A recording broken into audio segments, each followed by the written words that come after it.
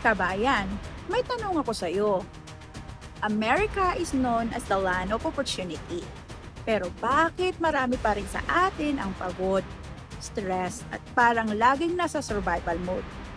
Akala ng iba kapag nakarating ka na sa Amerika, okay na ang lahat. Pero ang totoo, marami sa atin ang tahimik lang na lumalaban araw-araw. Working long hours, paying bills, supporting family back home, trying to stay strong kahit minsan ubos na tayo.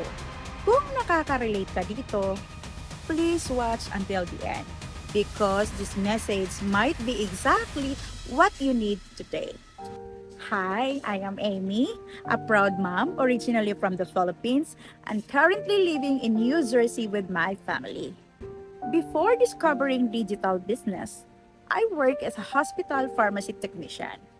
For many years, my job was helping care for others, ensuring medications were accurate, supporting patients, working under pressure, and staying focused because people's health depended on it.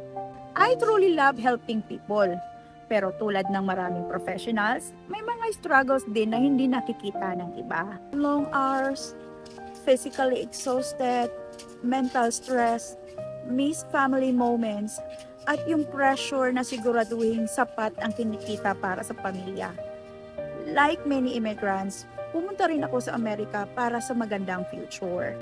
Akala ko noon kapag mas nagtrabaho ako ng mabuti at mas marami akong isinakripisyo, eventually magiging mas madali ang buhay.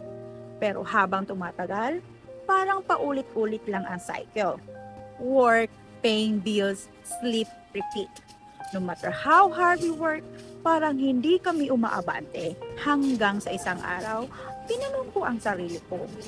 Ito na ba talaga ang magiging buhay ko sa susunod na 10, 20, or 30 years? Hanggang sumuko ang katawan ko dahilan para mag-quit ako sa work. One day, may nakita na naman akong Facebook ad. Actually, matagal ko na siya nakikita at lagi ko lang ini-ignore. Pero this time, iba yung nararamdaman ko. A Filipina from Texas was sharing her story. Professional din siya, may magandang trabaho, pero financially struggling pa rin. Pagod na rin siya sa parehong cycle.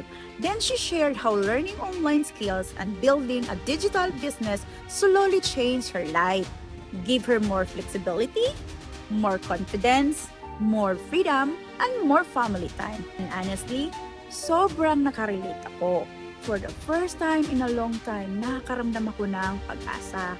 So nag-message ako sa kanya, I watched the free video, nag-research ako at nagdasal. Because syempre, ayoko rin naman basta-basta maniwala. At first, skeptical talaga ako, pati husband ko. Parang too good to be true kasi. Pero may isang tanong na paulit-ulit kong naiisip. What if ito na yung sagot sa mga dasal ko? And that question changed everything. Doon ko na-realize na hindi ko kailangan ng isa pang trabaho. What I needed was another option. So I decided to learn about digital business and automated online system. Hindi dahil naghahanap ako ng shortcut, kundi dahil gusto ko ng mas maraming choices, flexibility, at freedom para sa family ko. I started as a complete beginner, walang business background, walang online experience, walang special skills, just a willingness to learn. Today, I'm so grateful na nag-take ako ng first step. Because now, mas may flexibility ako sa oras ko. Mas marami akong quality time with family. Mas nakakatulong ako sa family back home. Nakakapag-travel kami, I can work from anywhere. At unti-unti naming natutupad ang mga pangarap namin bilang pamilya. Ang pinakagusto ko, hindi ko na kailangan mamili between work and family.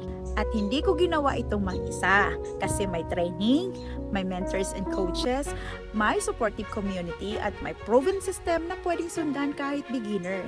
Ito pa ang pinakamaganda dahil ito ay operating in 29 countries. Long-established and legitimate.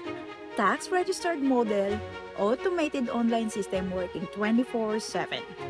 Kung isa kang hardworking professional, healthcare workers, parents, OFW, o simpleng taong pagod na sa paycheck to paycheck cycle at naghahanap ng ibang option para magkaroon ng extra income, more time freedom, at mas magandang future para sa pamilya, maybe it's time to explore something different.